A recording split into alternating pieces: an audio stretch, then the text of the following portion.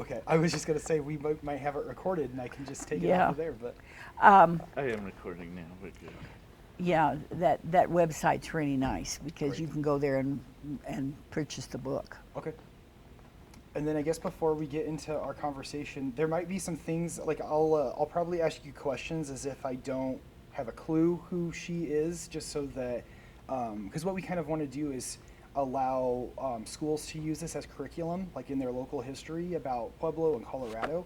And so I'll ask you questions as if I know nothing about who Auntie Eliza Boone is, and I don't know Okay. the story.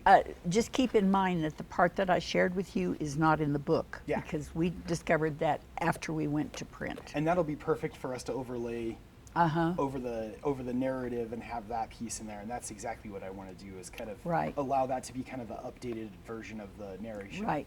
That's why she was the first storyboard that we put up, because I felt that that part of Roselawn's history was so imperative. Mhm. I mean, that is the backbone of our history. Yeah. Yeah. Well, and you didn't shy away from the truth. That is the truth. Yeah. Yeah. So I guess as we kind of go into, and we can kind of break, it doesn't need to be like a perfect interview, and that's why, Because you're going to edit, aren't you? yeah, Yeah. that's why we got this guy. Yeah. He can cut out all of our things. Oops and oops. But I guess can you just start out and let me know who is Aunt Eliza Boone and why is she important in our history? Well, she's very important because she played such an intricate part in Roselawn's history. And unfortunately, we didn't discover that history until our book went to print.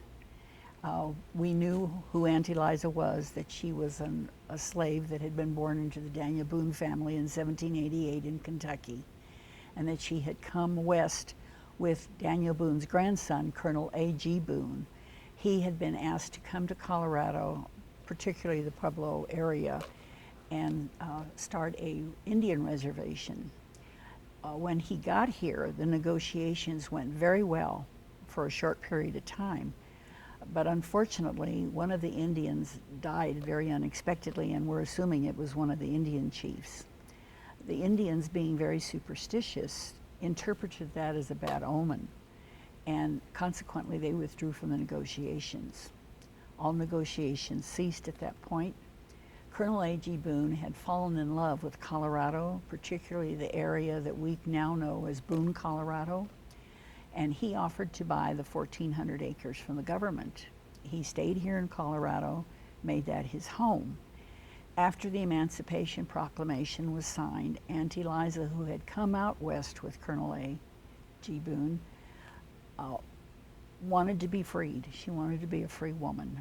And so he freed her, and she moved to Pueblo. She didn't particularly like that desolate area east of Pueblo. She wanted to come to Pueblo, and we kind of think that it was because she wanted to be around her friends. She wanted to be part of the A Street Baptist Church community. And of course, Boone, Colorado was quite a distance for her. The story unfolds that she moved to Pueblo, and she was befriended and worked for a lot of the wealthy families in Pueblo. Consequently, when she passed away in 1893, it was unheard of for an African American person to have a full article written about them in the local newspaper. If they even got their name written in the obituary, they were fortunate. Our beloved Aunt Eliza had a full article written about her, and it was always the article told about how beloved she was, how trusted she was by these families, and how revered she was. So she definitely made an impact on the community here. She had 3 children. We believe that they were mulatto. And when she passed away in 1893, there was 4 lots purchased for her at Roselawn Cemetery. She is buried in one of them, and the remains of Ruth Steele are going to be buried in one of the adjoining lots. We had asked Ruth if she would like to be laid to rest next to Aunt Eliza, and she said yes, that she would very much like that. So we look forward to the day when we can place Ruth Steele's remains next to Aunt Eliza, because both of their lives are very symbolic of the African American community and the women that were the backbone of those communities. Yeah, that's really powerful about Ruth Steele. That's really, really neat. That's such a great memory of her, or way to remember her. So getting back to Aunt Eliza, so is there any notion of where she lived in Pueblo, since she wanted to move and be more in the city instead of out in the county? Yes, she lived in a little house on 6th Street, and unfortunately, we can't actually pinpoint where we think it is. You know where Wendy's is facing Santa Fe? We believe it was on that side street there on 6th Street somewhere. So someday, if we can ever pinpoint that, we'd like to put a historical marker there. Yeah, that'd be really cool. That'd be really cool. And then, can you kind of go over the story again of how did you discover the story of Aunt Eliza Boone? John Korber, who is a wonderful research person here in Pueblo, and he is part of the Pueblo County Historical Society, submitted Aunt Eliza's story for our book, The Hearts and Souls of Roselawn. And consequently, when I received the story from John, I was thrilled because it was a beautiful story, and I naturally had to find where Aunt Eliza's final resting place was.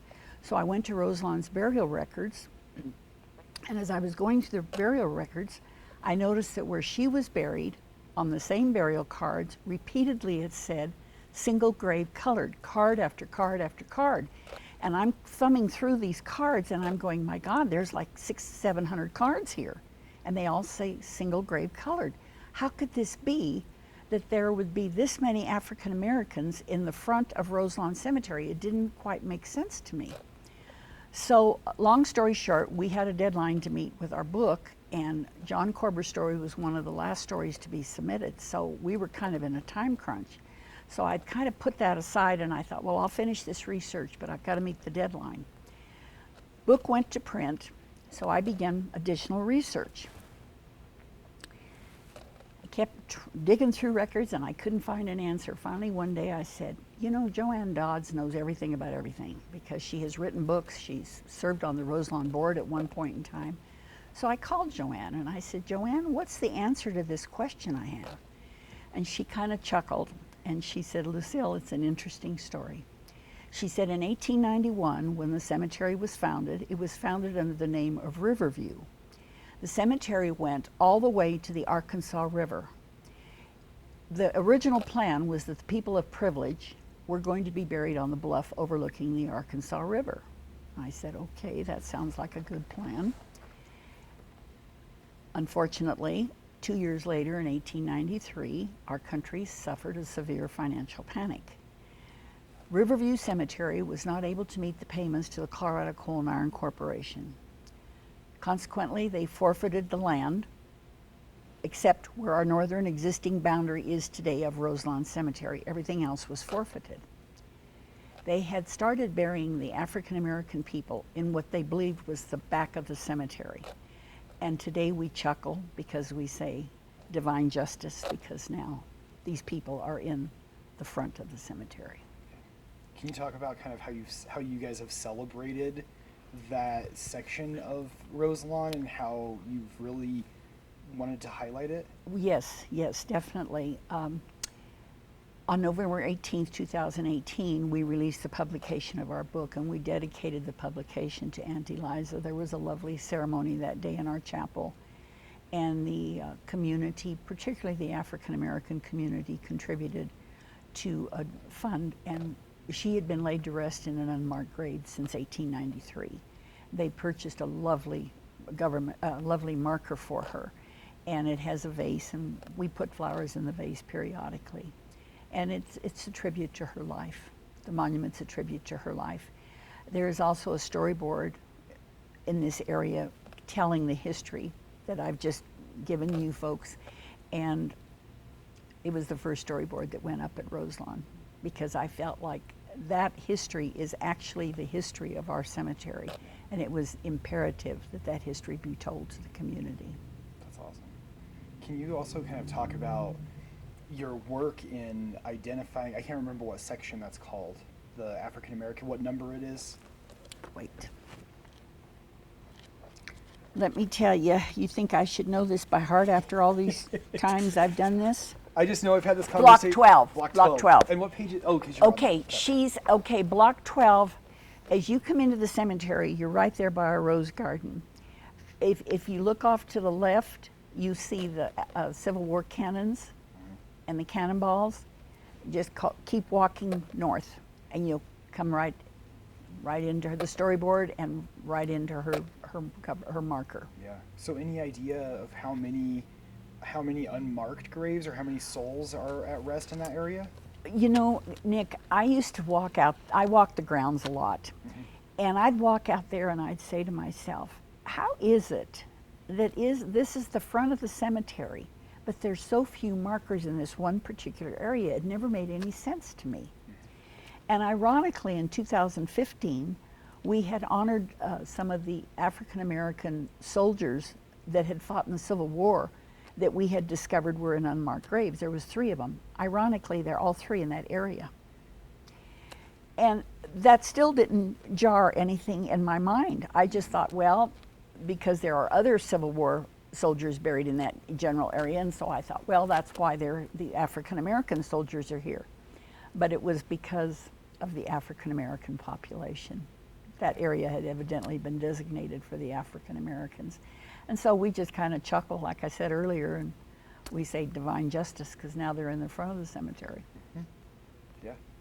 Is there any new progression on? I know you were all trying to identify the unmarked graves. Yes, Ray Brown has done extensive research on these 600 to 700 African Americans, and eventually we hope to have some sort of a book published or something telling their lives. And he's been researching on Ancestor.com. He has probably maybe 3 huge notebook binders that are full of information. So we're hoping that someday that will be forthcoming. Yeah, that sounds great. Anything from your perspective that we missed on? Oh gosh. I feel like you're a pro. I feel like you did a great job. Oh, well, thank you. No, I just, Roselawn has been my passion. It's been my passion since 2009. And in 2012, when we passed the cemetery bill known as House Bill 1068, it just opened up a whole new world for us. Yeah. And then for Block 12, is there anything about Block 12 in terms of like what it is, or that you guys have like on your website or anywhere? No, the only thing I would mention is that is the final resting place for a lot of Civil War soldiers. Okay. I would say there's over 130 Civil War soldiers buried there. Wow. Yeah. Wow. So Ray would be a good person to ask Yes, these questions. we have a total of 355 Civil War veterans buried on our grounds that we know of, that we have actually been able to identify. And of that number, 70 do not have markers. Someday we hope, we'll probably have to obtain grant funding, but someday we hope to have that accomplished and have every one of them marked. Wow. Yeah, that would be a great. So there are it's a work in progress. When you take something like this on, it's a day-to-day progress and step by step, and you just, they say you eat an elephant one bite at a time. And I'm actually saving my interview for Ray till the end because he has so many pieces of this that I felt like if I started with him in the beginning, I would miss things. Yes. I probably would have mentioned a couple of things about that with him, but that would not have been my main thing to talk with him about. So. Yeah. No, he's very intelligent, and Yes. he is our ground supervisor and our facility manager, and he has done a fantastic job. Yeah. I don't know if you're recording me or not, but when I got involved in 2009, I was just heartbroken at the way our cemetery looked. And don't ask me why I got the bee in my bonnet, but I did. And, thank God I did, because if I hadn't taken this on, I don't know, I think we'd have lost Roselawn, and we would have lost all of this fabulous, diversified history. Yeah. I mean, the history. And, when we wrote our book, we intentionally put volume 1 on the spine of the book because we hope that someday they will continue the history as the generations move on, because there are 62,000 souls buried at Roselawn. And you know that every one of them has a story. Yeah. And the sad part is that some of those families are gone and we'll never know those stories. I mean, it's the final chapter of somebody's life, and so you're trying to build all those other chapters so you can tell their story instead of it Right. just being Absolutely. a gravestone that nobody And you know, knows. as you walk the grounds, like I said earlier, I walk the grounds a lot. It's almost like you're walking through the ethnic neighborhoods of Pueblo. Yeah. I mean, you can just kind of see where all the people from Bessemer are buried, and then you see all the people from Bojontown, and you see all the Spanish, and it's just really, really interesting. And I guess you know that June 4th we did a dedication at Roselawn for our Angel Monument dedication, which is a tribute of the 3 tragedies of Pueblo. Yeah. And that was phenomenal, absolutely phenomenal, that we were able to obtain grant funding for the ground penetration radar.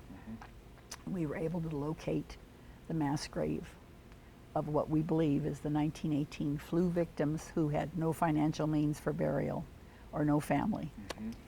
Because as you know, when Pueblo got started as the blue-collar immigrant community, the steel mill paid passage for a lot of the immigrant men to come to Pueblo. So I'm sure when they got sick, whether it was in the flu or if they died in the flood, they had no